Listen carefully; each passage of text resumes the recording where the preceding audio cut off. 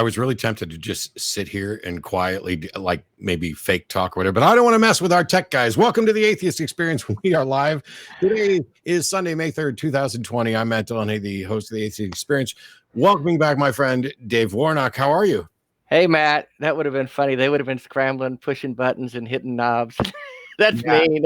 That's mean. I try not to be too mean to the people who are volunteering and doing way more than I do, and just awesome. Mark's on vacation. We got Greg filling in. They've started to set up a good co-pilot system. We've sorted through a gazillion tech issues, and once upon a time, there was a period of time where we were doing our show from the public access studio here in Austin, the same studio that Alex Jones and others were producing their shows from. And the public access studio went through a $1 million renovation, which turned out to be completely unimpressive by the time we got back there. But we decided that we didn't want the show to stop. And so Frank and a number of other people who were working with us back then set up a video board and an audio board. We came over to my tiny little kind of 1-bedroom apartment, sat on the love seat in my, I guess living room, bedroom, office, since it was all one freaking room. Yeah. And had cameras up and had 5-6 people in there, and they're monitoring audio levels and video stuff. And we're able to take phone calls back through a digital telephone hybrid. And it was... Wow, back in the day. Guerrilla TV is finest. It was everything you would have expected from a public access show that was pre-recorded, except it was actually live. This is leaps and bounds different and better. So, well, yeah, and you've got the studio, the house. How long have you had the house that you're not using right now because of COVID? Oh, you mean the ACA building? Yeah. 8 or 9 years. And you've been doing it from there all that time, right? Yeah. Well, no. We actually had the building for a couple of years before we moved to it to do the shows. We just used it as an office and place. It took a little while to build up that studio, but yeah, I thought you were asking how long I'd had this house and this studio, and I'm like, 5 years I've been here. You've been doing the show for over 15 years, right? Yeah. Wow. As of last month. That's amazing. Good job. Well, we'll see. I'm very grateful for you being here. And as a reminder, there are people, thousands of people watching this live online right now. And as a reminder to those people, I'm going to let y'all know that we have merchandise available that you can get. And you can also join and support patreon.com/The Atheist Experience. Also, there's ways to become a member. We got a membership. Well, there's actually the YouTube membership thing and joining the channel. And I know people are going to be making super chat donations and all that stuff. But I also wanted to note that you can take a look right now at our crew camera from the ACA studio. And there is a remote view of the people who are working behind the scenes to bring this to life, because literally there's nobody at that building. We have a remote control camera pointed at a monitor that is showing the people who are in their houses, remote controlling the remote controller. Technology. Wow. Yeah, it's amazing. Also, just in case, we'll put it up again later on towards the end of the show, assuming we don't get cut off at some point. But I wanted to get Dave's contact information up there. For those who aren't aware, Dave Warnock, you can find him at daveoutloud.com. Why don't you go ahead and let us know what's been going on since the last time you were here, Dave? Well, let's see. That was back in Bat Cruise, wasn't it? That September? Was that September? Yeah. We did the Bat Cruise with you guys, and then after September, we were traveling. We did meetings all out west, up in Wisconsin. Went and did Free Thought TV with Dan Barker. You know Dan? Yeah. And we had all kinds of stuff going on in meetings, and then even the beginning of this year, out to California, we were planning to be in Vancouver for the conference on religious trauma. And then we had plans for Europe and Amsterdam and England and all those places. And it all got shut down, as you know. Yeah. But it's just doing more of what Dying Out Loud has become, which is me talking about my former life as a Christian and a pastor, and now looking at a fatal disease with as an atheist, and talking about dying out loud and living your moments. And so it's become a thing. We've got all the stuff that we're doing, and right now it's been put on hold, except for these kind of things, which I love this. This is great. I was mentioning, I probably mentioned several times, I haven't touched another human being in a month or more, and it's, you know, being in the house by myself. Granted, a friend of mine's living situation deteriorated, and so she's moving in the guest room, even though we, you know, avoid each other. But it could be maddening. I don't know that I've ever spent this much time truly alone. There were periods of time where I was seemingly alone, but I'd have, like, you know, a roommate or somebody that I would at least be able to interact with. And it was kind of a self-imposed thing where I just stayed home. This time it's different, and it's been rough, but what's been, I'll go ahead and say a godsend, just so that somebody can cut that clip out later, is the fact that we have technology so that I can do video chats with people that I love and people who I miss. And I can also stream games on Twitch and have a whole bunch of people show up and have conversations and interactions like that. So most of the time, it doesn't feel like the sort of crippling loneliness that I expected, or that I even sometimes imagine. Of all the times in history for something like this to go down, well, it's got to be the best time in history for something like that to go down, because more people are going to have more access. We get information quicker. We can, you know, find out how the virus is progressing. Are we making a dent in lowering the curve? And, you know, are hospitals being overrun? You know, what's the status on potential vaccine or antibody test? We have quicker access to information and the ability to share it with more people, and ability to interact, even if we can't be literally face to face. Like, I'd love to give you a hug, Dave, and I can't. And yeah, it's been hard on me in that sense too, because I'm a people person. I'm very, I get energy off interacting with people. I'm very much an extrovert. And so having to adjust to just being away from people. I mean, we've been with Bevan, and we've been together, and that's been great. I don't know how bad it would have been just to be completely alone. But not being able to do the meetings in person and interact with the people and feed from the crowd. The last one I did was early March in Nashville, actually, my hometown, but where I used to live. But I had a hard time adjusting to this because, and I'm just going to be honest and a little bit vulnerable here, this was a sucker punch for me because of what I feel like I have my limited window of opportunity to do these things, right? To travel and to be in person at events around the country and around the world. And I was very much looking forward to not only the events, but to seeing beautiful places, because that was a big part of my bucket list when I got this diagnosis a year ago, was to see as much of the world as I could. And to have a good chunk of the rest of my life cut away from that was, at first I thought, oh, I'm handling this pretty well. Then I realized my frustrations and anger even was boiling out, and it affects the people around you when you do that. And I was really not being my best self. And I came to the realization this past week or so that I was really disappointed in the quality of my reaction to this. Yeah. I would have hoped that I would have handled it better than I have, and I'm learning more about myself, and I'm a believer in improving as a person until I'm done. I want to be the best version of myself the last week I'm alive. You know what I'm saying? So I just wanted to react to this better. So what would Dave do? Don't do what would Dave do in this scenario, because Dave didn't do too well. And it's funny, I mean, we're not in identical situations. I mean, I have no clue. I could die tomorrow. I could die the day before you, the day after you, or decades later. But this process of kind of self-discovery and learning things, I love listening to people who are going through that and recognizing that, hey, when this occurred and I had this reaction, it felt warranted and justed at the time. It felt like I was being wronged. And now in hindsight, when I look back, maybe my reaction wasn't particularly healthy for me or my relationships or whatever. I've done that many, many times. And it's, sometimes you get better, sometimes you get worse. Hopefully the trend overall is towards getting better. And, that's the hope. And even with the show.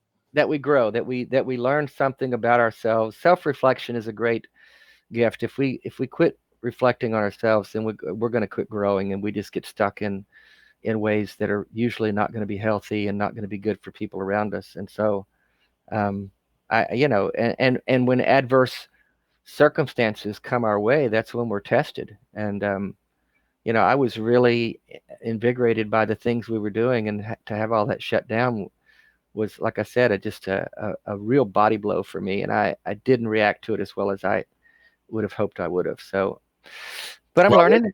And you know what? We've been doing a lot of these meetings that I had scheduled out in California and other places. We've been doing Zoom meetings and been doing my thing via Zoom and interacting with them that way. And at first I thought, I don't know if that's going to be good. And it's actually been okay. Yeah, actually, it'll be interesting. Maybe you and I can talk about at a later date our experiences of doing those sort of Zoom meetings and virtual things. Because I think Vern would be interested in whether or not that counts as in person or not. So we'll leave that hang there for there. Yeah, let that hang. This is a live call-in program sponsored by the Atheist Community of Austin, a nonprofit educational organization promoting positive atheism and the separation of religion and government. You can visit atheist-community.org for more information. If you don't get through today or you don't want to, you can always email tv@atheist-community.org, and that gets to myself and all the people behind the scenes. Although we get too much email to promise or guarantee that anybody's going to actually get an answer. As a reminder, the call-in number for today, and we already have 3, 6, 8, I don't know, 8 people on hold.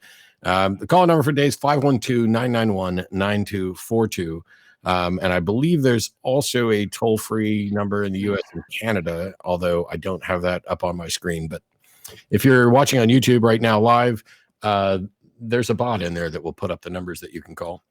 Because of the way technology works, you people at home, even though you think you're watching it live, you're watching this with a slight delay, and I'm seeing it with both the delay you're seeing, the slight delay that I'm seeing.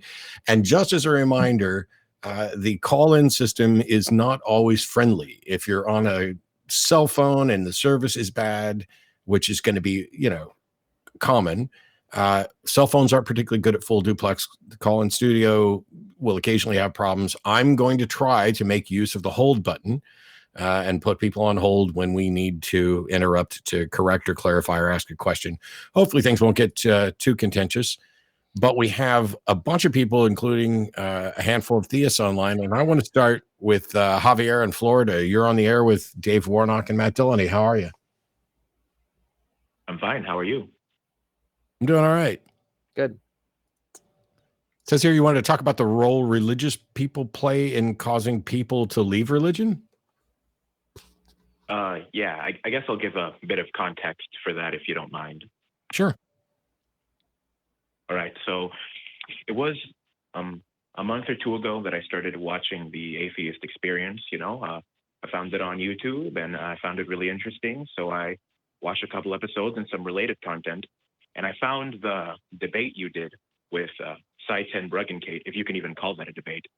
And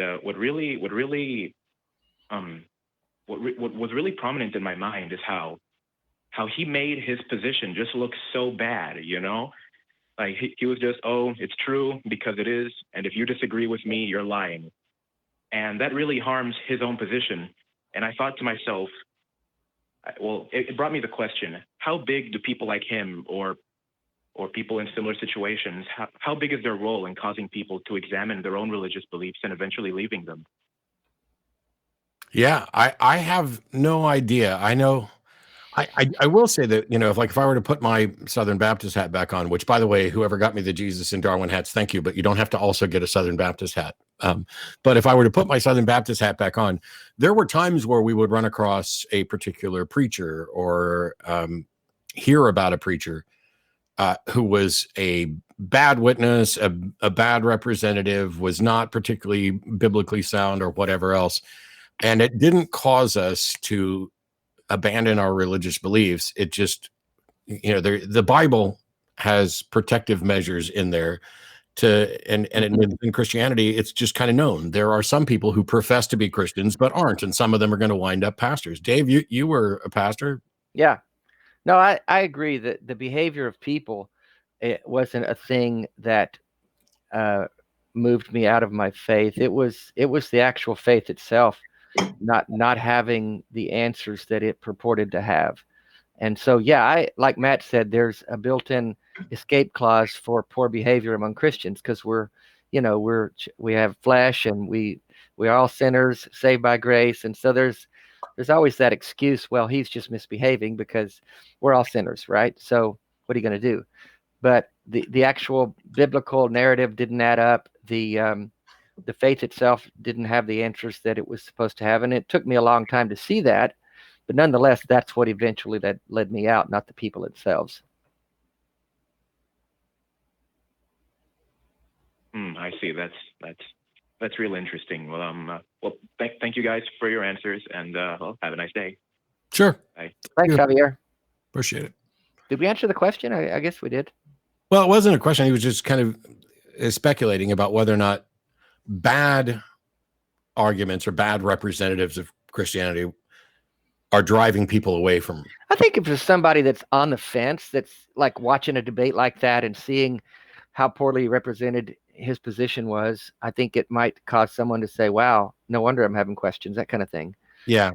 I think one of the things that doesn't happen very often, I think it was Rick Warren who wrote a book about the unexamined life, or he wrote purpose-driven life. Yeah, purpose-driven life.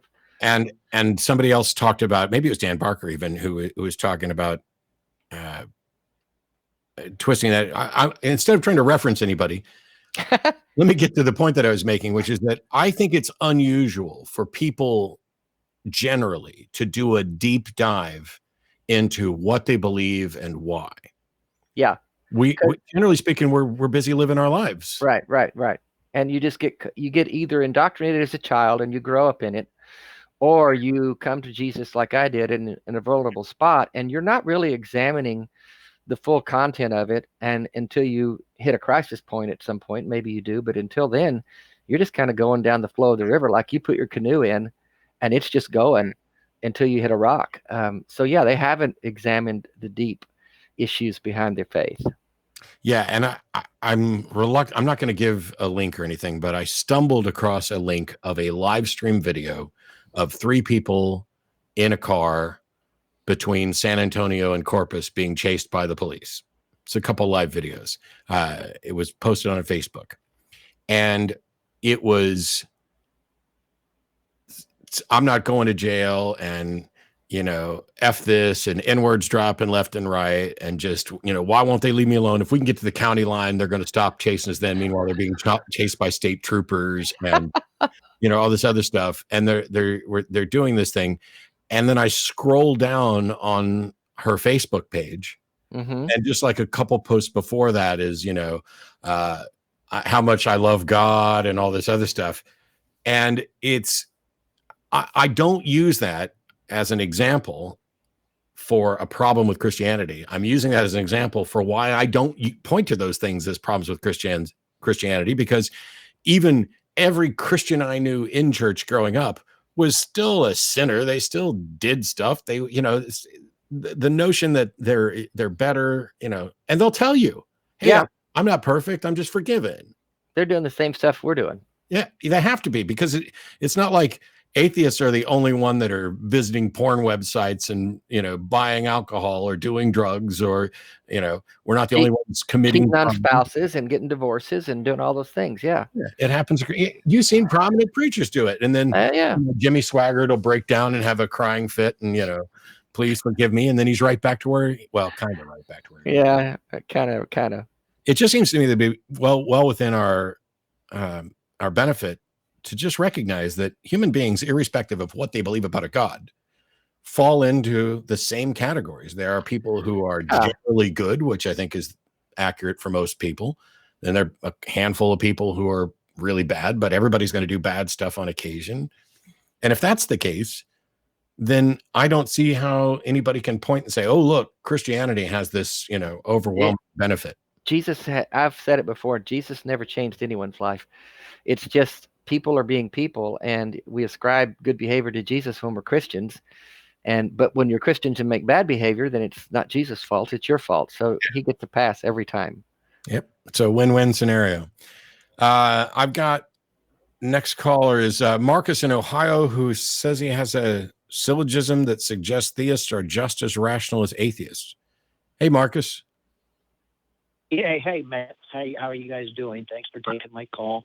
I'm wondering if that description is accurate. You have a syllogism that shows that theists are just as rational as atheists. Yes. But have I suggested that theists can't be just as rational as atheists?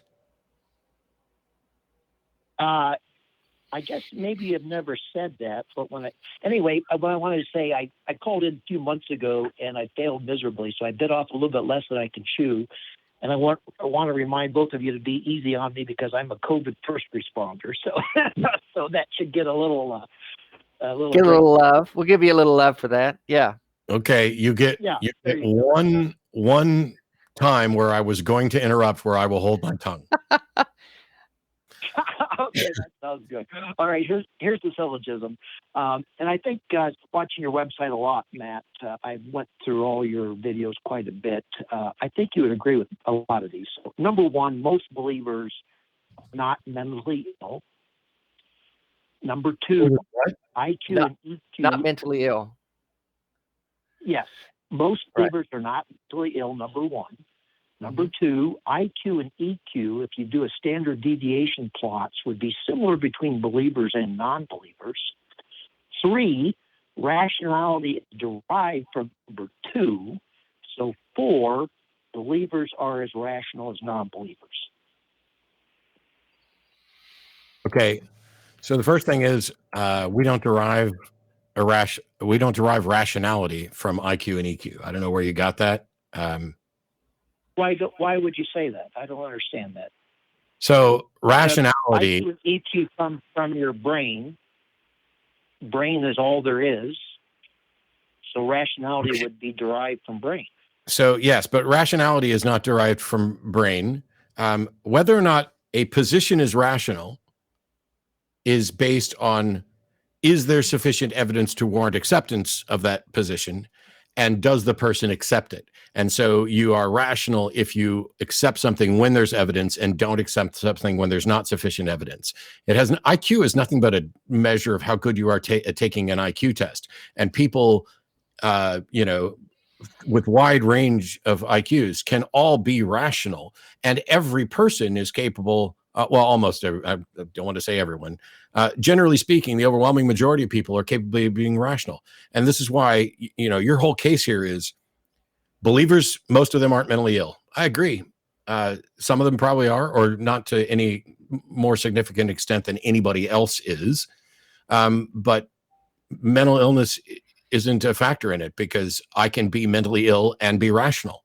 I can have depression, anxiety, et cetera, and still be rational in certain situations. So it's not a matter of whether or not people are rational. It's whether or not positions should be accepted according to reason. And so I would never say that atheists are more rational than theists, except I believe that the atheistic position is more rational than the theistic position. And so that's how it's a position that is determined to be rational or not a person, because all of us are capable of being rational and irrational. Okay. All right. I like everything you say. You kind of won me over again. Since that was so quick, can I give you one other thing? Sure. All right. You always on your videos, you really don't like reference to authority. And I do medical research. And of medical research, reference to authority or bench studies or books are clearly, I would agree with you, the weakest evidence. And they need the most skepticism. However, what I teach my residents, when you look at medical literature, like randomized clinical trials versus reference to authority, you need a lot of skepticism, but it does not equal that they are wrong. So when you get upset with reference to authority, I think you're correct, and it's a weak evidence, and it needs the most skepticism. However, it does not equate to that position as wrong. I've never said it equated to that position as being wrong. So the thing is, there are. I thought you did. Okay. No, not even close. So the argument from authority fallacy is it would be fallacious to say that something is true because an authority said so. That is the fallacy, because the truth of something is independent of whether or not an authority recognizes it, says so, or anything else. It is the evidence for that position that determines whether or not it's likely to be true, not the authority. Similarly, it would be fallacious to say that is simply something an authority said, and therefore it is not true. That's preposterous. There is no fallacy at all. Hang on. There is no fallacy at all in appealing to legitimate authorities for information on the issue. There's a secondary fallacy, which is the fallacy of insufficient authority, where the authorities you reference are not authorities in that field, like saying 9 out of 10 dentists think that Michael Jordan was the greatest basketball player of all time, because they're not authorities. Okay, but also that doesn't mean the dentist. I get it. My example would be you're an expert at magic, and I love disappearing and reappearing silks. And if I wanted how to learn how to do 20th century silks, I come to you, and you would say, "This is how you do it. You're an authority on magic. I think this is the best way." Now, clearly, that's still the weakest evidence. The next one would be a cohort of magicians doing it one way versus the other and see how the audience liked it. And then the best evidence would be a randomized trial. We train 3 different ways, 100 different magicians in the way of doing a disappearing silk trick, and then we go to an audience, and then we find out. So you move up the ladder, but that doesn't mean I can't get a very good start by just going to you and saying, "Hey, how do you do this disappearing silk trick the best?" Yeah, I don't completely. So you're fine there, except that which version of a trick is best is completely subjective. So the authorities don't matter.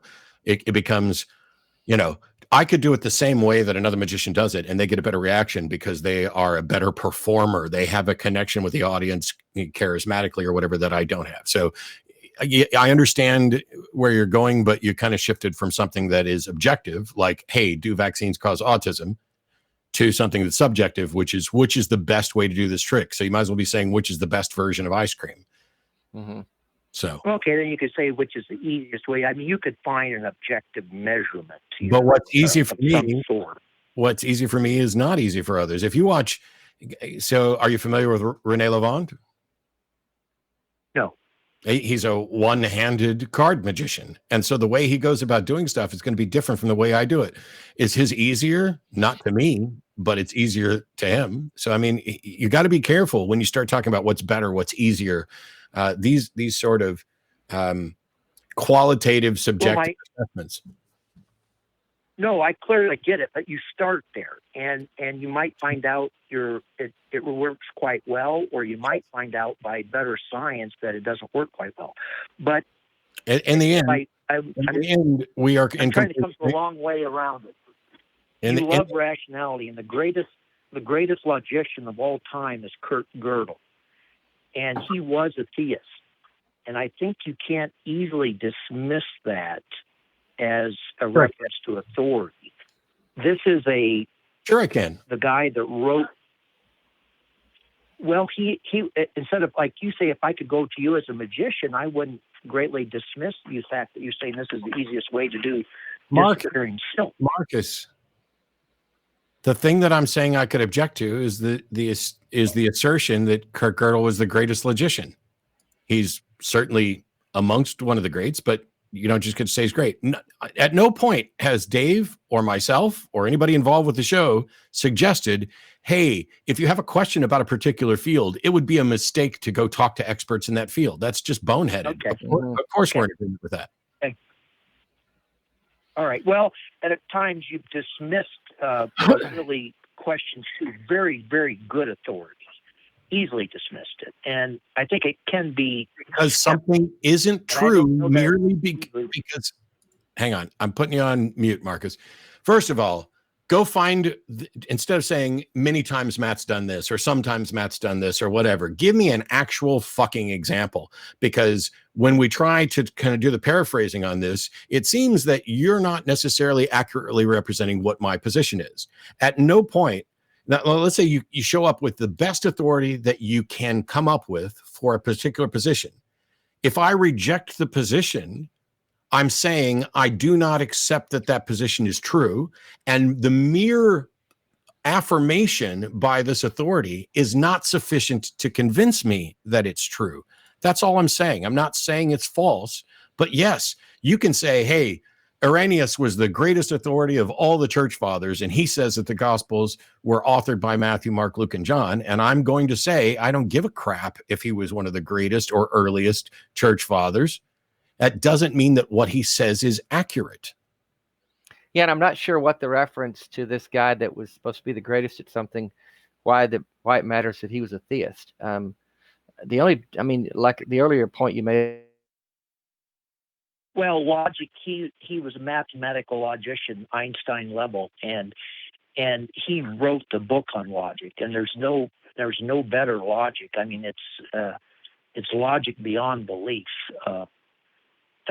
For a birthday present to Einstein, he solved Einstein's equations in 4-dimensional space and gave it to him as a birthday present. I mean, everybody considers him, of all the mathematicians, to be the greatest logician. And so everybody does. Everybody does. Well, okay. I would say if you go to a field of all the mathematicians, Euler, Goethe, hang on. You just switched. Hang on. You just switched from greatest logicians to greatest mathematicians, and those are two things.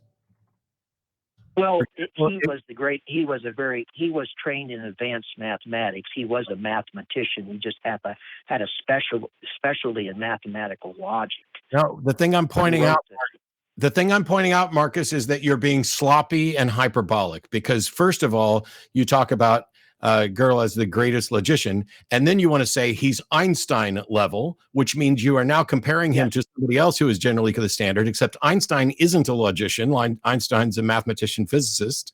And then you're going to say, well, everybody thinks. I would strongly encourage you to just try to expunge all of the hyperbole from your vocabulary when you're having these conversations, because not only does it not matter, who the greatest logician is, it doesn't matter who people think the greatest logician is, and it doesn't matter if everybody thinks they're the greatest logician. Couldn't Kurt Gödel still be wrong? Well, sure, but it would take a little. And that's all that it takes. I guess. Hey, thank you for everything. If you're interested in one last thing, I got one last thing. No. I want to address this. Okay. If Go ahead. The fallacy is that X is not true merely because an expert says so. You've just acknowledged Kurt Gödel's an expert. I agree with that. Oh my God, would you stop and let me finish? Okay.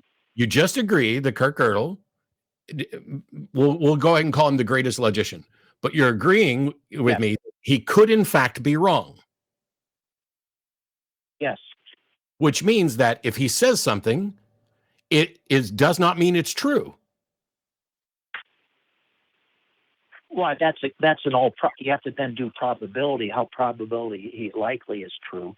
That you start that with all your conversations. What is the probability, and that's how you divine whether something is rational. What is the probability that the evidence says? So for me, the probability that God exists is greater than 90%. Wow. Richard Dawkins said it was less than 0.1%, but for some reason we all do probabilities. What's that? If you are 90% confident that a God exists, why the fuck aren't we talking about that rather than this particular little fallacy and misunderstanding of you misunderstood what my position was. You came in with a syllogism to show that theists can be as rational as atheists, which is something I've never rejected and absolutely accept. Why aren't we talking about why you're 90% confident that a God exists when you're calling into the atheist experience and we're not confident? Why isn't that the subject? Well, Only because it's a much smaller topic. If I did the other topic, I mean, you've beaten D'Souza and Peterson and all these great thinkers. There's just no way I'm going to make any progress in why I think God exists. And it really doesn't come down to a rational thing. It comes down to it's a life enriching thing. For me, my experiences are so enriching that it's fun for me to like music or art. It's just part of my experience. Okay, but that's Marcus, do you play any instruments? No, music. I love music, but I'm not. Do you know anybody who writes? Do you know anybody who writes songs? What? Do you know anybody who writes books? Yes. Okay. If they're convinced that there is a muse, an actual muse thinking agent that is outside of them, that is infusing them with ideas, if that enriches their life, what the hell does that have to do with whether or not it's true? I don't care if something, I appreciate things that enrich my life. I'm talking about whether or not it's true. And when I believe, if I heard you correctly, you're sitting there saying, Matt beat D'Souza, Matt beat, so-and-so, Matt beat so-and-so. So I'm not. If you are sitting there thinking that I beat these people in debates about God and that you're not going to make any headway, how on earth can you be 90% confident? It's just that my experience is so strong. It's almost as strong as smell or color or anything else. And I kind of believe my senses can be fooled very quickly, but I have to falsify them before I change my senses. Something's going to remain blue until I can falsify it. Sure. And I can falsify that, so, and my senses are almost for religious experience are as strong as those senses, and I can't seem to falsify it. Good. So here's the thing. First of all, you just acknowledge you can't seem to falsify it. Is it in fact falsifiable? No, that would be a Karl Popper science thing that says you can't ask a scientific question unless it's falsifiable, but that's not written in stone either, Matt. A lot of people disagree with Karl Popper. Okay, fine. Do you? No, I like Karl Popper because that's how we make progress. So let's not come up with diversions because I'm trying to get on track here. You're now saying that your sense of the divine is on a par and equal to your other senses. Yes. I would like for you, as simply and briefly as possible, to explain what you mean by that, because all of my other senses are demonstrable, testable. Like I can see something in front of me. I can touch something in front of me. Can you see or touch God? No, but using a blue, for example, it is more concrete than God, but it's still kind of questionable. There's a whole school of philosophy whether it exists or not, and it's not just an experience that's made up in your mind.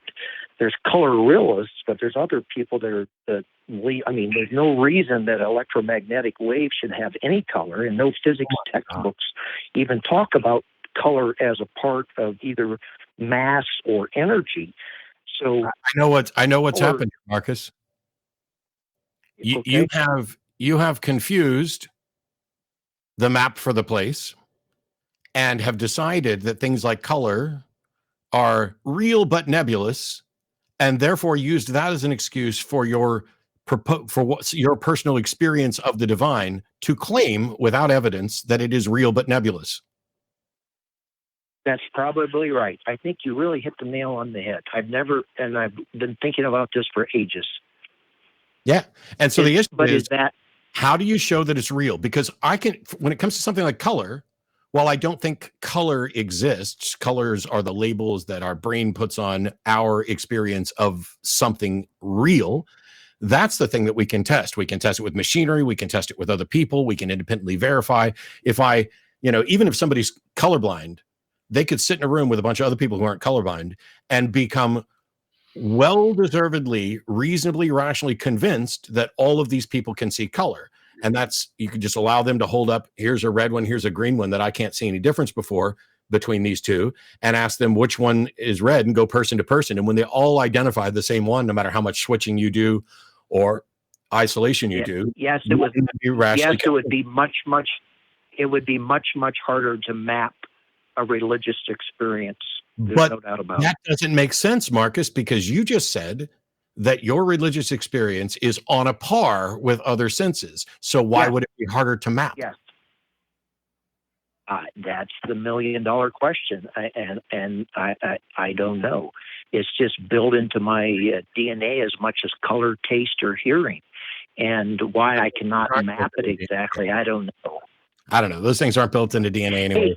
I'd start asking myself if I were you. Okay. Hey, why is it I'm saying that this particular experience is of equal impact and validity as other experiences, when I also admit that it's absolutely not, because I can't verify it the same way I verify the others?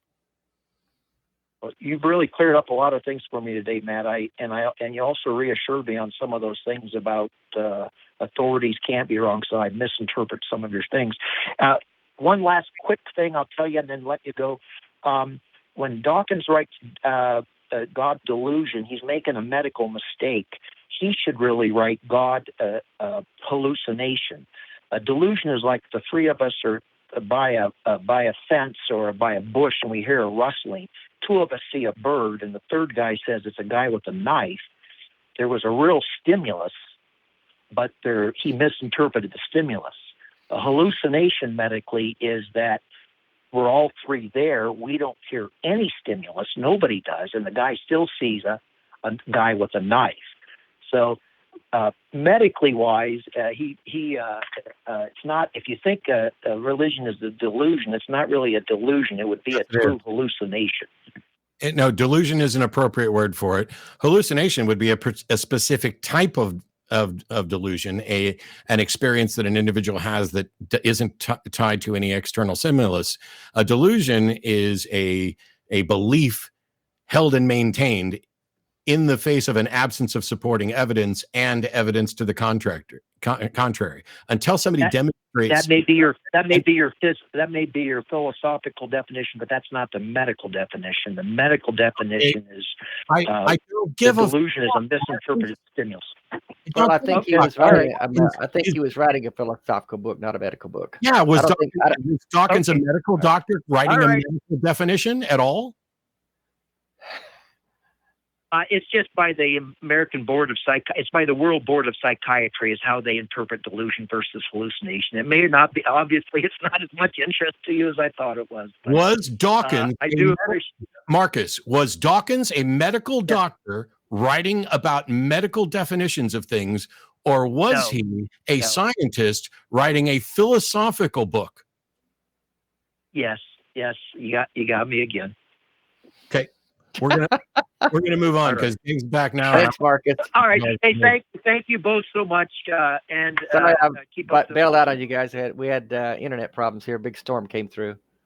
Yeah, I wasn't just talking to Marcus all on my own for my own pleasure. Dave, you're in a storm.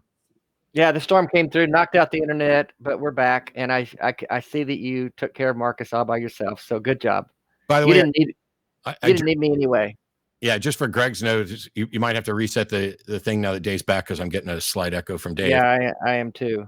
But they know how to fix that, and it'll be fixed probably before we get to the next call. I'm trying to look here. Here's a call specifically for Dave from a David in Minnesota. How are you, David? You're on with Dave and Matt. Hi, Matt. Hi, Dave. I'm doing all right. Basically calling because I'm facing open heart surgery and the real possibility that I might not make it through that. I'm hopeful, but realistic. And I just figured with Dave on, maybe he had some ideas on how to prepare, particularly because my family is extremely Catholic and really likes the idea of suffering for the sake of suffering. So your question is how to deal with your religious family in the face of death, and them be a little more specific. You're concerned. Go ahead.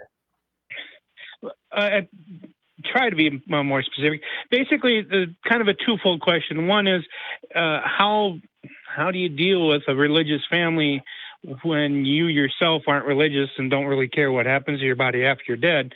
But then also kind of the flip side of that is, as somebody who's trying to prepare for the possibility that I may not make it through this surgery, I'm, again, hopeful I will, but, it's realistic. Is there any resources that you might point me to kind of get my affairs in order, as it were? I work with a group called the Final Exit Network. You can find them online, finalexitnetwork.org. They're more for people who have terminal diseases like me, or someone, another person I know that has stage 4 cancer that wants to be able to take matters into their own hands when the time comes that they're no longer satisfied with the quality of life and there's no hope for it improving. Now, that may not be your particular situation. I think what you're talking more about is being ready yourself and okay with things as they are, and then having conflict with religious family members who may want you to think a different way or behave a different way. And the only thing I can tell you that I would suggest to you is just be true to yourself. And you're the one, it's your body, it's your life. It's your life and it's your death. And at the end of the day, no one gets the right to tell you what to do with it. Now, I understand you don't want to offend certain people or you don't want to upset certain people. And I get that. And it's sometimes a difficult balancing act to navigate that. But be confident in who you are and where you are in your own mind. Yeah, it's a fearful thing to be looking death in the face.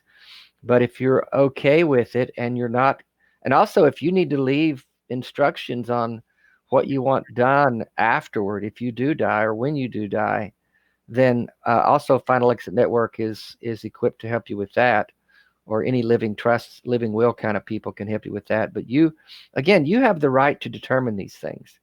And I know for sure my memorial service will not be hijacked by any religious family members or friends. It will be what I want it to be, the way I want it to be. And if they're not okay with that, I'm really sorry, but that's just how it is. It's my life. Thank you. Does that answer your question? That pretty much, yep, that answers it for me. Thank you very much. Thank you both. I hope things go okay, and I wish the best for you, and sorry you're dealing with that, man. There's worse things in life. Well, you know what? If you would, on the back end of it, if you do come out of that open heart surgery, send me a note. I'd like to know. Sure, I can do that. Thanks, Dave. Okay. Thanks, Matt. David. Thanks.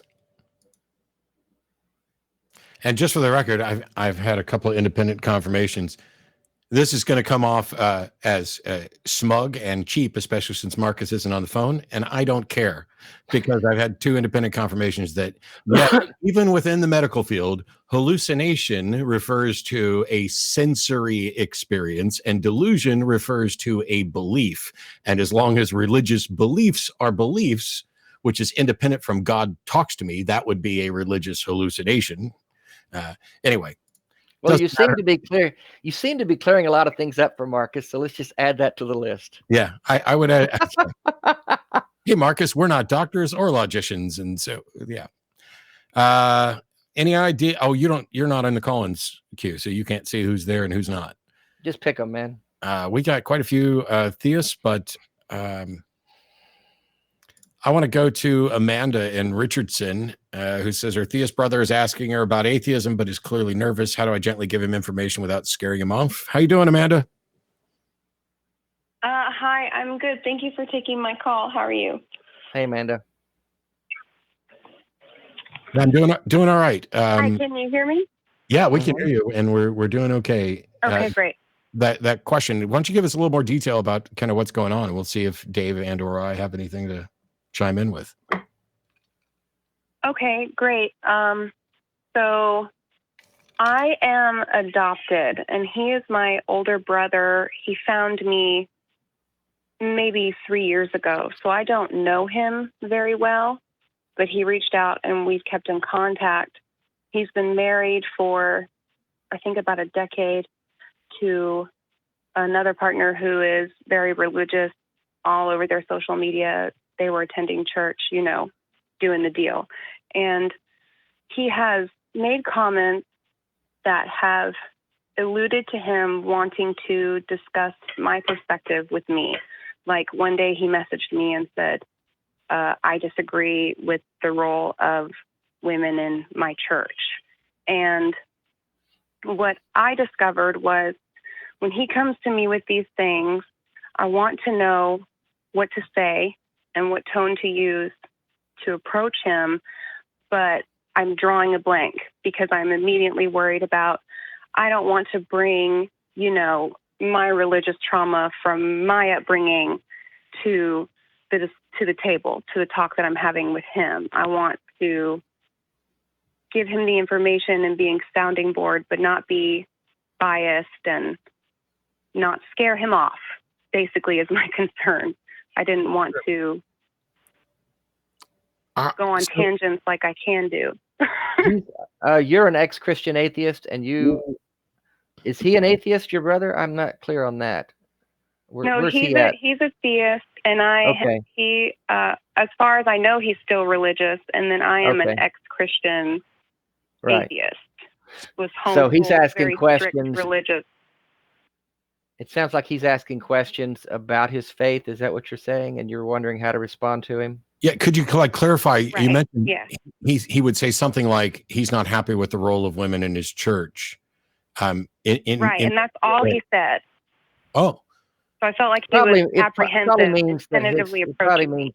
Yeah, his church is probably the woman's the typical submissive role, and he's maybe beginning to challenge that in his mind. So yeah, I'd ask him. I mean, the most important thing you can do is ask questions. What do you mean you're not happy with the role women have in your church?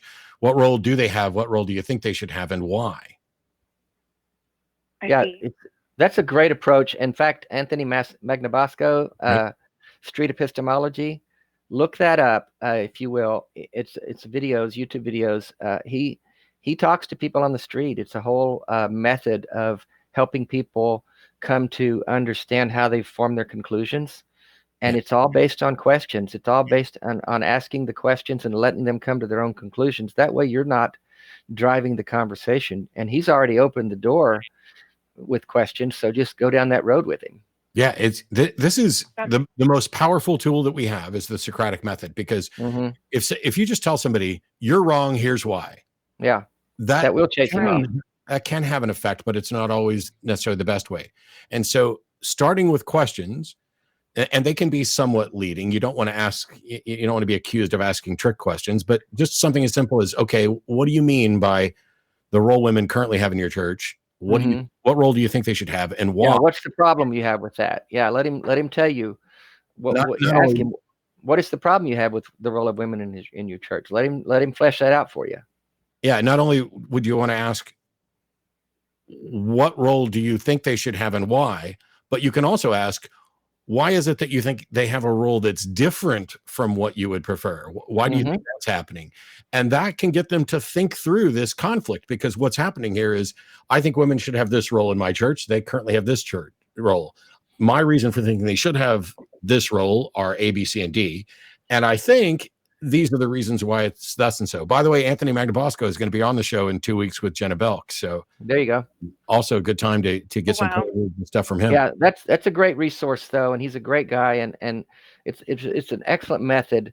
And it sounds like you're saying that maybe your brother's not quite as into it as his wife is, and you're maybe thinking he reached out to me because he and his wife recently separated. So I think he's in a position where he's more willing to talk about these things. And that's like really great advice, because I just didn't want to jump the gun and assert my narrative and do the whole, you're wrong and this is why, because that was my instinctive reaction because of how I feel about religion. Yeah, that's good. I'm glad you reached out. That's a great resource and a great method, I think, to open the door to communication. And he's the one asking the questions, so just let him lead that. Let him just go down that road with him and see where it goes. Okay, that's awesome. I thank you so much for taking my call. I'm like a little nervous because my partner introduced me to your show a while back, and it's like really empowered me to learn more. And so I'm just really happy the opportunity to talk to you guys. How long have you been free from religion? Is it pretty recent for you? No, it's been probably about a decade now, but Okay. I have not been open about it. And this has helped your show, and like recovering from religion has really helped empower me to be brave enough and open enough to say, I'm not a religious person, and that is okay. And Good. accept that and like be okay with that. It's been like huge. So just the last couple of years. Yeah, I was going to suggest recovering from religion as well, so I'm glad you already found them. Yes. I love them. Awesome. So yeah, asking questions is the one thing. And as far as how to go about it in addition to that, it's fine for you to say, well, let's say he gives you his view and then he gives you his church's view or what he thinks his church's view. It's absolutely fine for you to say, well, I don't agree with either one of those, and here's why. Because as a theist, it's likely that he's going to be referencing the Bible as an authority or some particular passage in the Bible as an authority. It's also fine for you to say, I don't necessarily agree. Let me think about it and get back to you, and then think about it and get back to him, because you can go and say, okay, here's this passage, from Paul basically saying, I do not permit a woman to have any authority over a man, and, women should be silent in church and these other things. And that is a specific prohibition from Paul, although Paul's not Jesus or God. He's more important than Jesus or God, because Paul is the reason that we have Christianity in the first damn place. He's the author of Christianity. Yeah. But it's worth pointing out that at a minimum, your brother is going to be in a position of accepting some verses and denying other verses, or at least accepting some interpretations and traditions and denying others. And if this puts him in a place where he cannot say which one is actually what God wants, that'll put him in a position where he's able to better understand your view, which is, not only do I not know what God wants, I don't even know that there is a God to want anything. All I keep seeing are people telling me what they think God wants. And how can that be sufficient to reach a conclusion? Right. One of the other things that he mentioned to me was, he said, how do you know what your morals and values are? And of course, he's a human, so he has morals and values and cares about people. But I don't know how to respond to that, as far as, was he saying, I've determined my morals and values based on the Bible, so what happens to me if I decide that I don't believe what the Bible says? Oh, that's easy. How to respond to that? That's easy. If you stop believing what the Bible says, you're now free to no longer be a bigot with regard to homosexuals, with regard to women. You're no longer endorsing slavery. You're no longer sanctioning genocide or keeping the young women for yourselves, or any of the other grossly immoral things. No, that's true. I've said many times, I'm much more of a moral person as an atheist than I was as a Christian. Yep. Not that I've changed the way I behave, but I look at things differently. I don't put people in classes and categories of good and bad and evil. I just treat people as humans. Right, I agree. And so that's a much more moral position than what the Bible espouses. And so it's going to be, I think those are easy answers, and you'll find, it sounds like you've got a good approach to it. If you start going down the road of morality, here's the most important tip I can give you. Don't get bound or hung up on words like absolute, or the objective versus subjective, or at what point does it break down to subjective? Mm-hmm. Here's the dirty little secret. I am completely unaware, and if anybody ever comes across one, I'd love to hear it. I'm unaware of any objection that any theist has made to secular moral systems that is in any way solved by appealing to a religious moral system. Because at the end of the day, you have to, that religious moral system is only valuable to the extent to which it is accepted, which is the main objection they're going to launch against secular moral systems. Well, oh, you're a modern person and you say that women should be treated equal to men. Yeah, yes, I do. And what does your holy book say? Oh, it says the opposite. Now, which one do we know is true? Mm-hmm. Oh, we don't know. That's fine. Which one do you think's better? And how can you object to me thinking this based on empathy, based on an understanding of how the world works, based on a primacy of freedom and encouraging people to live their own lives and be themselves to the extent that it doesn't impact others? How can you criticize that by saying, yeah, but God said? How do you know? That's really helpful because it gives me a way that I can bring up maybe the more controversial things without him feeling like I'm attacking him. Yeah, and just let him know. What do you think? Which one is better? Just make it explicit. You care about him. You're not trying to impose your views on him. He came to you asking questions. You would like to think about those things, and you have views and are happy to discuss it, but you don't want him to feel like he's being attacked. You can literally say out loud all the things you're worried about. Mm-hmm. I can't believe I didn't even think of that. I think it was because I was so nervous. It was kind of like, oh, a big moment for me. This is a family member. I'm the only member of my family who's not a theist.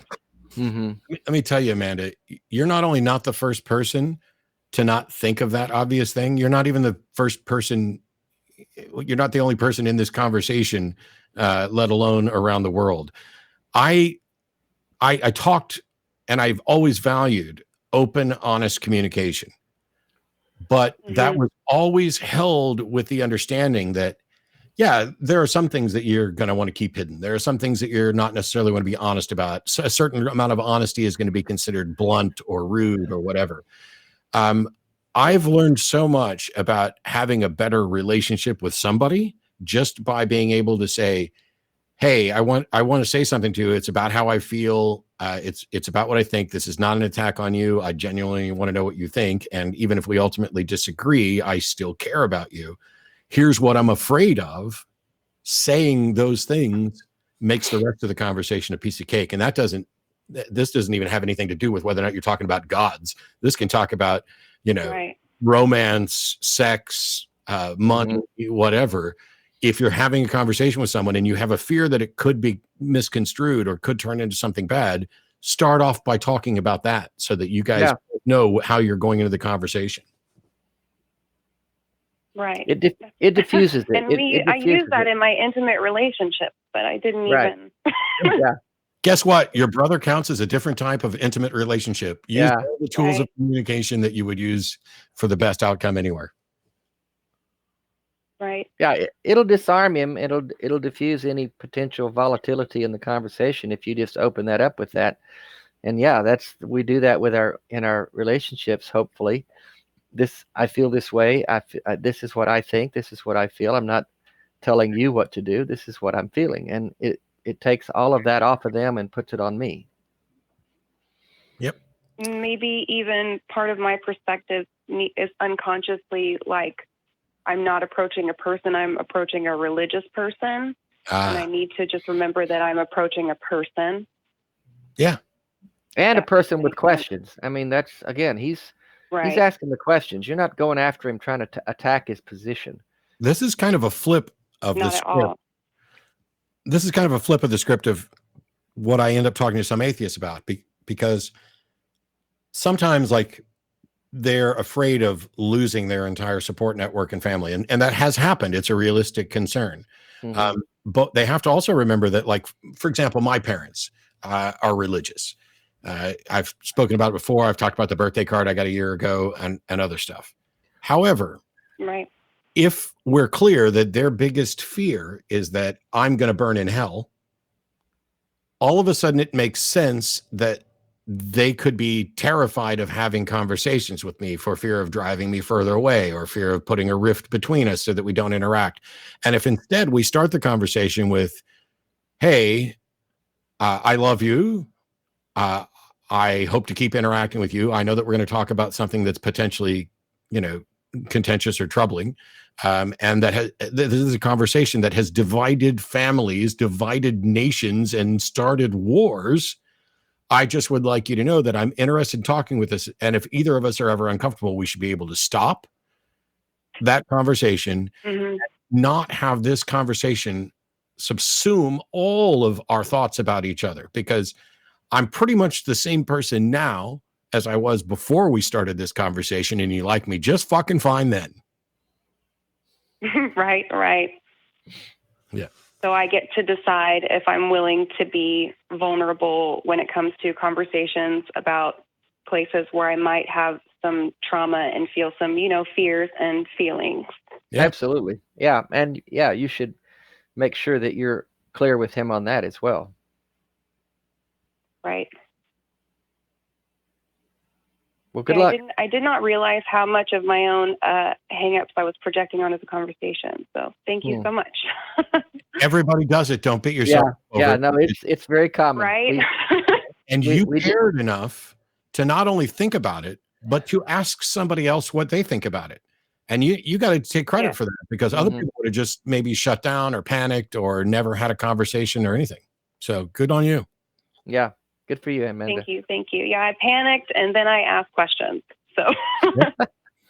Well, that's probably a good course of action. Just make sure that the panic is diminished to encourage you to ask more questions. Right. Thanks for the call, Amanda. I appreciate it. And by the way, contact us, let us know how it goes, or you can reach out if you have other questions. There's also, I'll point out the Atheist or the ACA Rendezvous Discord server and Recovering from Religion. Those are both resources we recommend quite a lot for people just to interact with people and ask questions. So yeah. Thank you for what you're doing. Thank you. Talk to you later. Thanks, Amanda.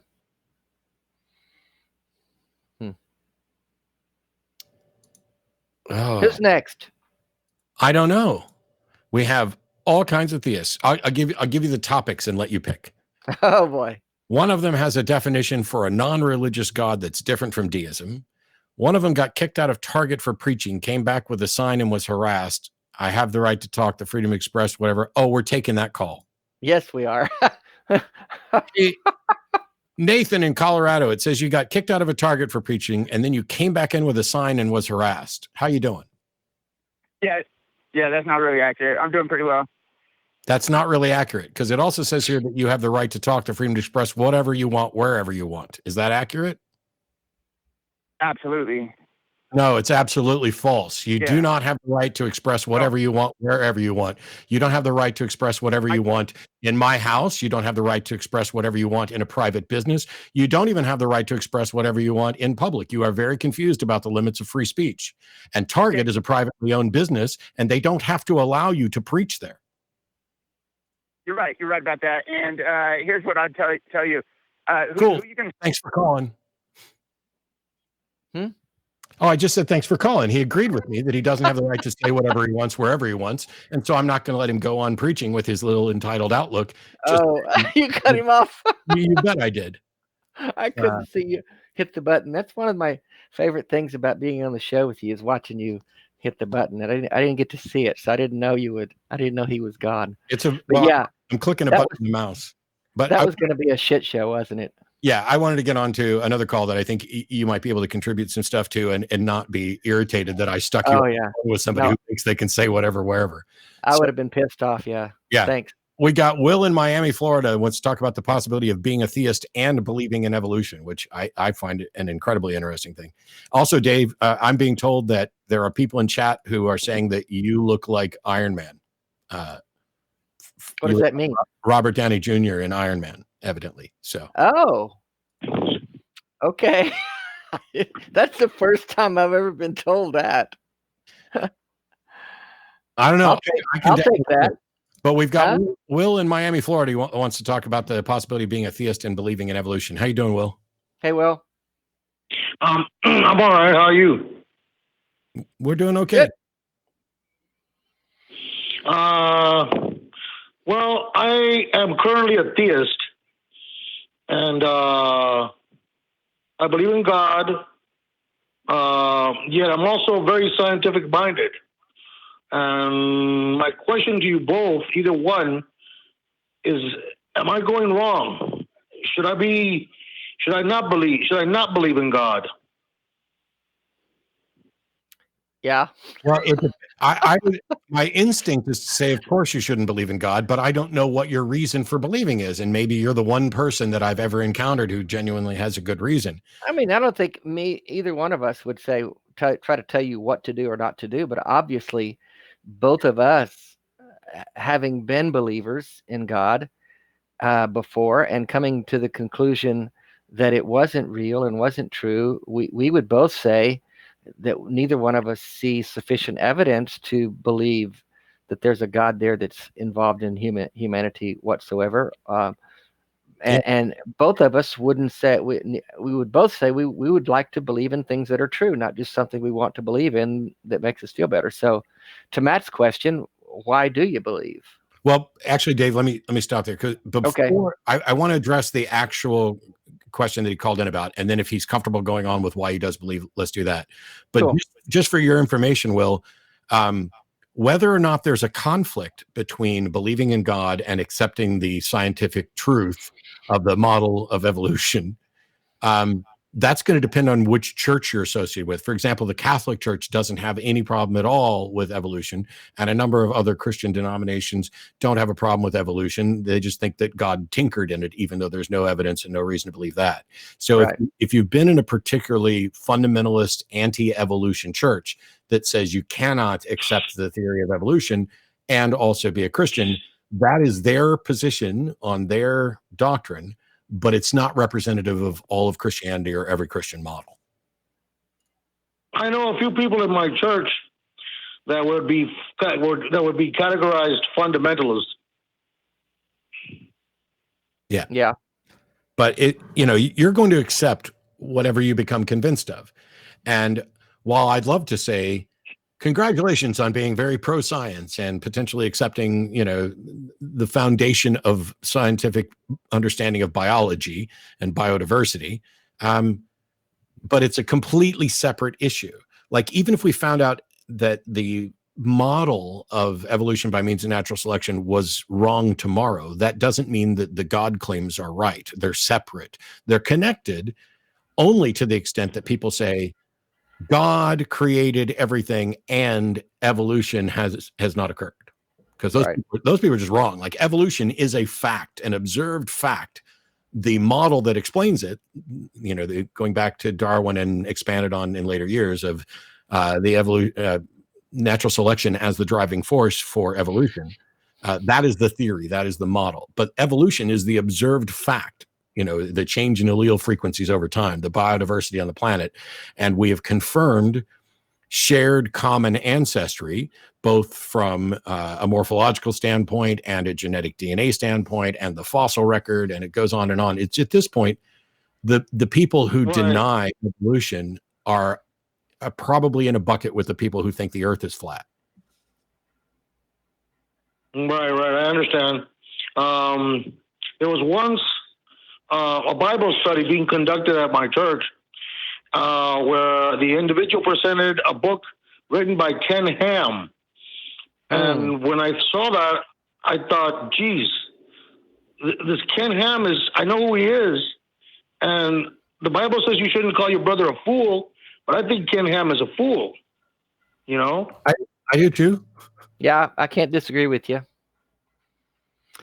So it sounds like you are I mean, when you say you're a Christian and believe in evolution, I mean, Christian is such a broad definition anymore. There's, like Matt said, fundamentalists and evangelicals. There's progressives. There's moderate. So yeah, you can. I know a lot of people who identify as Christians and still hold to the idea that evolution is true. So they're not mutually exclusive. To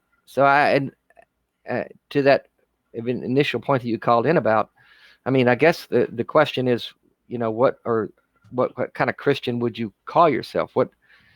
I guess you're obviously not a fundamentalist. There's that storm again. Wow, that's good. No, I'm not at all. I believe that the story of creation in Genesis is to be taken at most symbolically. I believe that,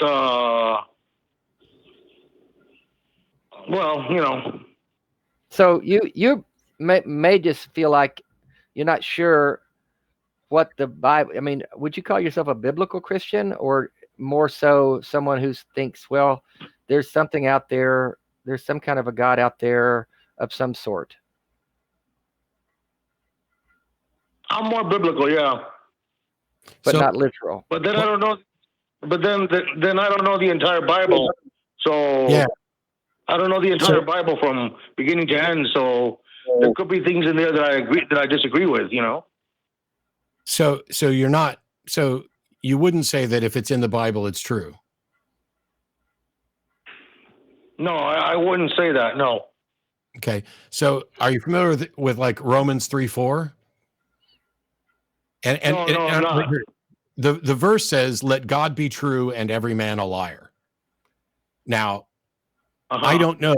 Let's assume. Here's the problem. Let's assume that verse is correct, and we should consider God true and every man a liar. But I haven't heard anything from a God, and neither has anybody that I've ever met or talked to.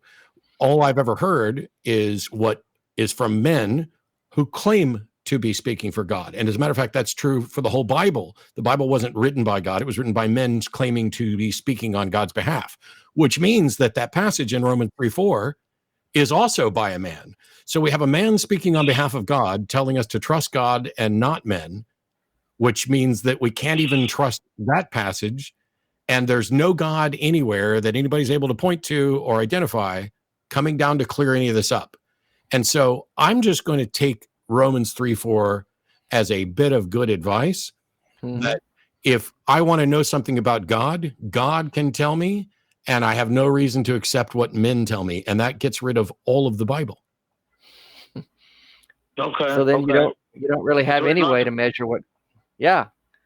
And until such time as a God actually interacts with me and talks to me, I don't have any reason to think that I have any kind of understanding of what God wants or that God exists. So it's the biggest reason I'm an atheist. There isn't sufficient evidence for me to be a theist of any stripe.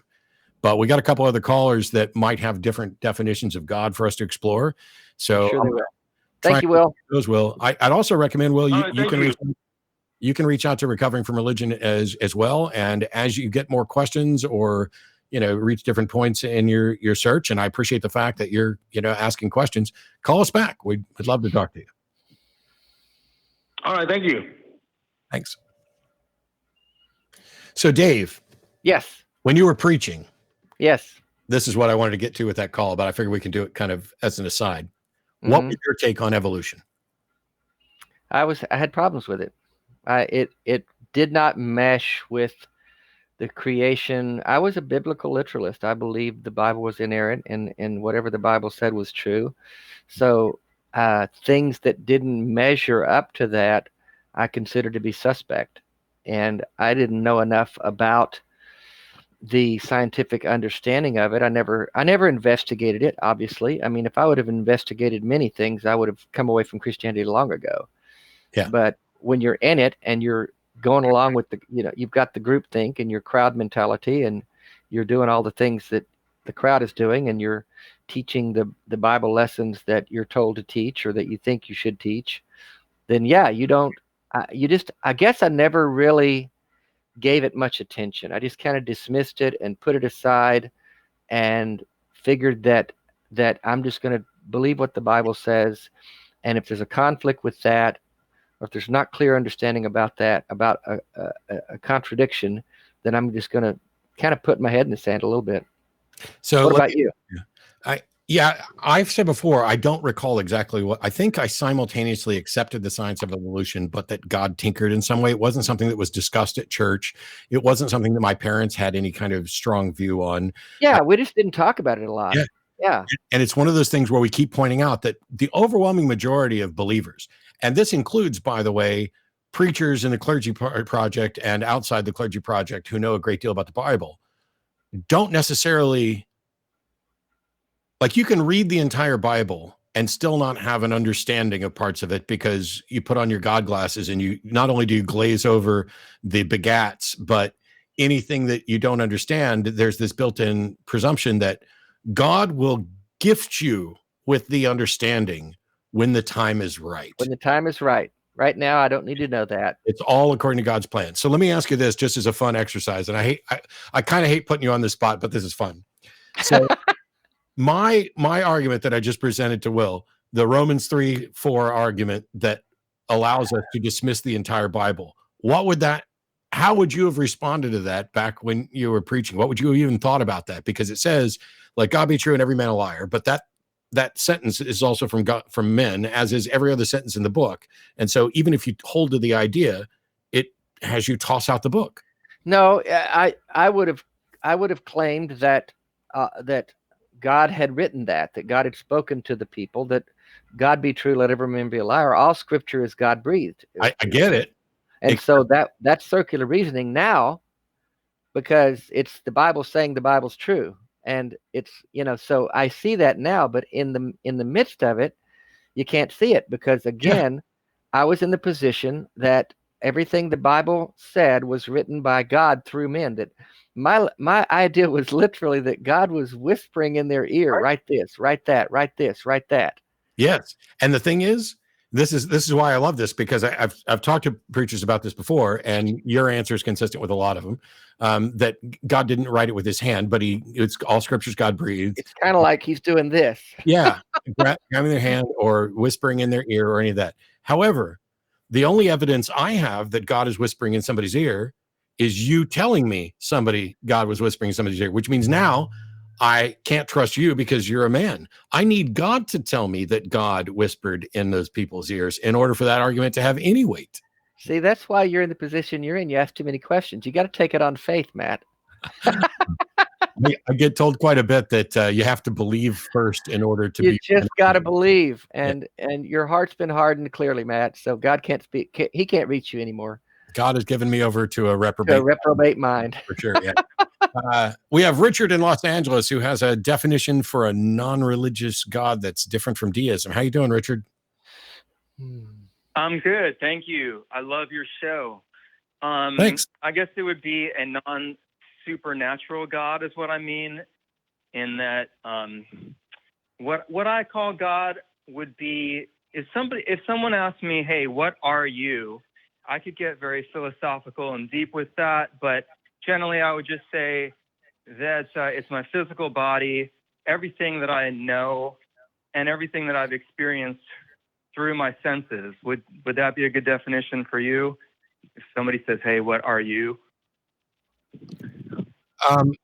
I don't know that there's a bunch of little tricks and traps in there. I don't know that I would necessarily include. I don't. Wow, it's hard to define, because let's say we pulled your mind out and put it onto a hard drive in a computer. If you want to make the case that you're still you, then clearly your body isn't part of it. And so what I would say we generally identify as identity, like the thing that makes me, is an ever-changing package. It's redefined as things change, of my perceptions, experiences, beliefs, desires, and while I'm in this body, my body. Yeah, right. I would agree with that. It's a combination of thoughts and feelings and ideas and our mind and body working together that makes me, the individual that I am. So anyway, I'm Iron Man, evidently. You can also, though, say, well, I'm also a product of my parents and grandparents, and I'm a part of the human race, and I share memories and DNA. And so is there such a thing as the whole entirety of human experience as a thing that you could say, well, all of those things human, aren't me. Knowledge. So you've made a logical leap here that isn't justified. You went from saying, here's what I am, and then when you say, and I'm a part of humanity, but that's not who you are. Yeah. If all the rest of humanity goes away, you're still you. So there's not a direct tie between what I am and things I'm a part of, just like a bristle on a brush isn't, while it's a part of the brush isn't the bristle's identity. I gotcha. Yeah, for sure. So how do we get to a God? So I was thinking that the entire totality of knowledge and sensory experience in the entire cosmos, every insect, tree, whatever else other life is out there, that is something that I would slap the word God onto and be happy with that. And Why? so What can it do? How does it have character? So I'm not going to go with a prescriptivist definition of God, because yes, you can call whatever you want God, but if you come up and, this is kind of something I did ages ago where I'd say, like I could say this can of soda is God according to me, but it no longer matches up with what everybody else around me is talking about when they say God. Because if somebody says, "Hey Matt, do you believe in God?" and I say, "Yes, it's this Coke can," they're recognizing that I'm using a non-standard, non-normative definition. So what good does it do us to even try to come up with, here's something that I'd like to call God? What is it about the God label that makes you want to apply it to something in a non-standard way? It's like saying, I think the universe is God. No, there's something you're afraid of. You're afraid of a world where there's not necessarily you, but people that do this. Mm-hmm. You're afraid of a world where there's not something labeled God for you to point to. And so you're going to try to find something that fits into this label. And quite often people do that because they're afraid of saying, I don't believe in God, because that results in being ostracized. That results in being in the minority. But the thing is, if you want to say, oh, I refer to all of life as God, or all of the universe as God. Mm-hmm. Trees. So what? It's actually broken, because you've distanced yourself from, and I'm not saying you specifically, but when you do that, you're distancing yourself from the secular, the non-believing community, which you are ostensibly a part of. And you're also distancing yourself from the people that you're trying to stay attached to, because, I don't want to say I don't believe in God, so God is this microphone. That doesn't get you anywhere. Yeah, the problem I have with that, Richard, is that that argument starts from the position that there must be a God. It starts from the default position that God exists, and then it starts out trying to define what or who this God is. Why start from that position to begin with? We don't have to start with the assumption that there must be a God, and that's what Matt's saying. That I don't agree with that idea whatsoever. Sure, I guess it's because there's limits to my knowledge, and like when I say, well, this is what I am, the totality of my knowledge, but that all of my knowledge does not include how I breathe, how my body functions. I have no idea how that happens. But why did the end of your knowledge then lead to God? That isn't. I'm kind of getting there. Okay, maybe sorry. It's because I have a limited knowledge base, then I have to stop and humbly ask for help. And then when I do that, and I use the word God, but when I do that, it always seems like I get a better viewpoint on things. I get some sort of help, and maybe that's just my own imagination that's doing it, and maybe it's a kind of acceptance. So I'm not saying that there is a character out there who's this one being that cares for all of us. Maybe it's just something that's beyond my rational knowledge base. So let me jump to help me out, and I don't know what it is. Yeah, Rich, let me ask you this: do you believe in fairies? No. Okay. Why would anybody who doesn't believe in fairies try to say, I have a different definition of fairies that's not supernatural, and it is this? Why would somebody do that? And if the God that you've redefined, you think it helps you get answers and stuff, how does that happen? How does saying I accept a God that isn't supernatural, but is the sum total of human knowledge and experience, how does that help you get answers?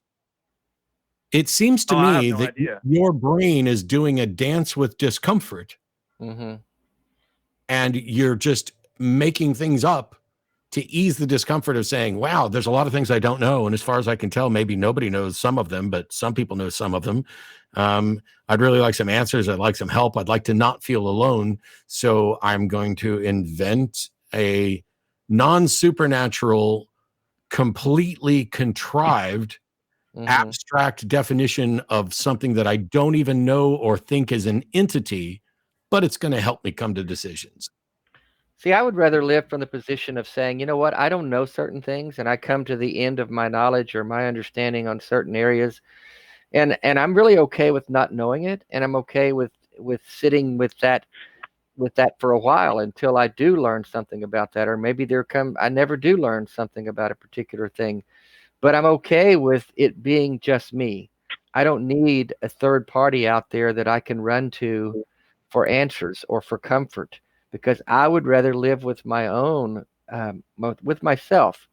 And when I do come to answers, then it's me figuring things out, or me asking the right questions of the right people, or me just meditating on something long enough to come to some clarity on it. But I just don't need a deity out there to give credit to when it's really me. Or to cast blame on when it's really me. I don't need something out there beyond me. And it'd be easy in my position. I don't know if you know, I have a terminal disease, and I've been given 3 to 5 years to live.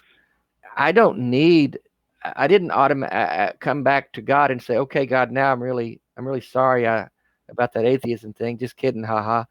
I don't need a God out there beyond me to comfort me. I'm okay with this just being me and the community of people that I do life with. That's enough.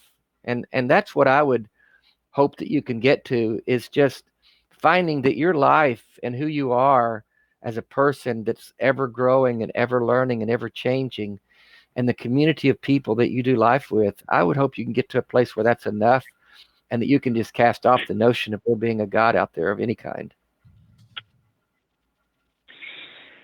Yeah, I mean, I'm basically just throwing ideas out there of thoughts that I have and observations. Like I said, I don't believe in a kind of entity out there. I'm just thinking, well, why do I even use the word God, I guess, when because it might just be my own imagination. That's a good question to be asking yourself. Well, thank you, guys. Yeah, good to hear from you, Richard. Absolutely, thanks. On that note, I'd like to point out that I think we kind of came full circle here, because, we started off with discussion of, are we opposed to relying on authority? No, we're not. And that means that when I don't know something, I'd like to be able to go to somebody who I think has a good understanding of it, and perhaps several somebodies, and compare it. But in what he was talking about, it's I'm going to say that this is God, and just me thinking that this is God, even though it's not necessarily an agent and doesn't have any power, any capabilities. He's kind of created sort of like a spiritual MacGuffin, the thing that is going to drive his narrative when he can't or won't drive it in some other fashion. So I love the fact that you were giving advice about working on getting comfortable with you acknowledging your limits. Depending on yourself and the people who you know, and people who care for you, and people who have some expertise. Why on earth would we ever say, I don't believe in Bigfoot, but I think there's this creature out there that's not actually a creature, that somehow communicates with people in a way that makes them think there's well, that's the thing that's irritated me. As I deconverted from evangelicalism, I jumped right out of the pool. I didn't need to step down into nicer versions of God. And I've met a lot of progressive Christians who just they redefine God, and well, God is now this and God is now that. And they just seem to have a difficulty letting go of the concept of God at all. They just want him to be something different and something better. And I just keep saying, why do you need him there at all? I don't get it. I never have understood that. Yeah, it's frustrating. I think I have a hard time deciding which one's more irritating, the God is love version, because that's a dodge. It gets you out of all the responsibility of everything related to agency and who's gonna stand in opposition to love. What kind of monster? Or the God is all of us. And that's we're all God, and our energy and the universe is God, and energy is God, and you're God, and I'm God, and this Coke is God, and because if you think about it, what they're actually saying is throughout history, all these people who thought they were conversing with an actual being were actually just discovering some abstract truth of the universe, that the universe is God, or we're all God, or the cosmic. It just doesn't mean anything. Then you're right. It completely loses meaning when you put it that way. It's why call it God? It makes no sense. Yep. I already have a name for the universe. It's universe, or actually, cosmos. They've already named it. You don't have to rename it. Yeah. And it's funny to me that we don't always ask those questions. Like I'm happy that I asked the question about, do you believe in fairies? Would you make up a definition for fairies? Because that's the way this thing needs to be thought of. If I'm not convinced of the Abrahamic God, or the God of Hinduism, or the gods of Hinduism and all these other things, what kind of God should I be, or could I be attached to? And it skips over the first question of, is this a necessary term? Or why do you need a God? Why do you need a God? Empowering in face of the fear of being ostracized for not believing other people. Yeah, you hit that. I think that's a big core issue with people living. I mean, God is the default position. Thank God. God bless you. Those are terms that we throw around without even thinking about it. And it's the water we swim in. I think you hit it on. And there are people like Richard, I think his name was, who just are afraid of letting go of the idea that there's something there. And I don't want it to just be me. I'm not enough.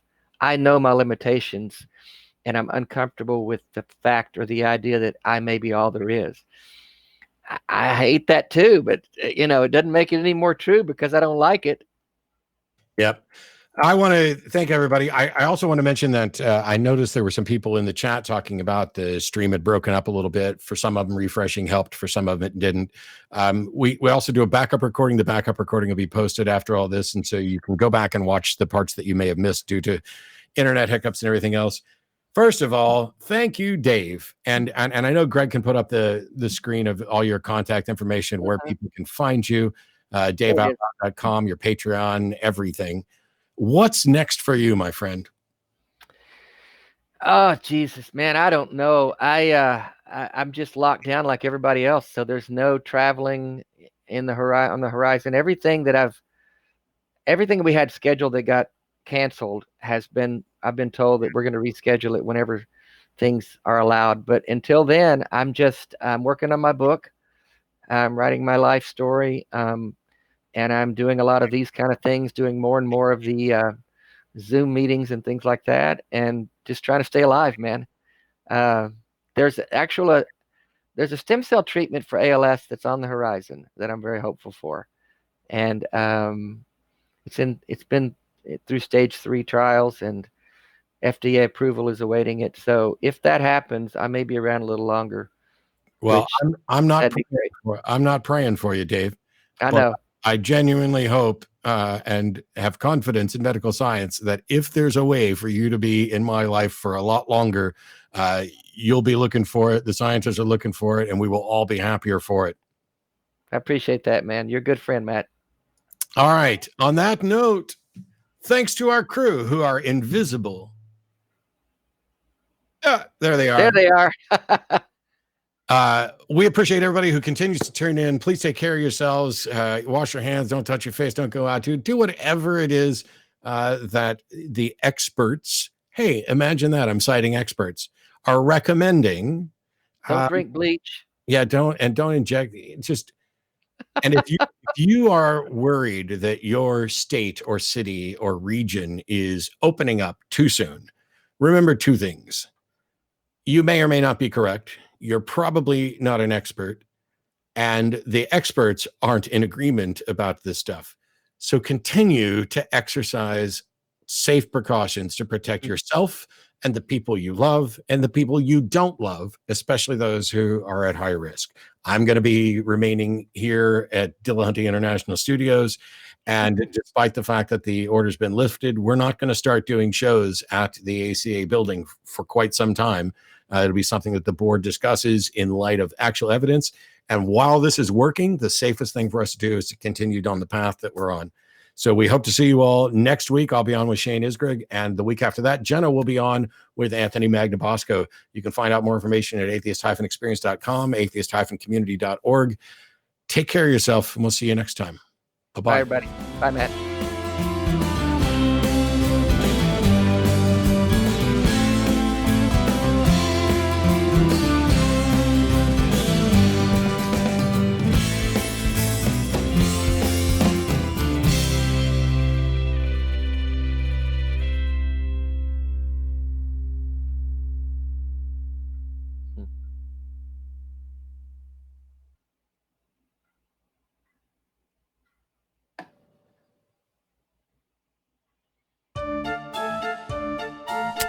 What are we doing, man? What are we doing? No, you're done.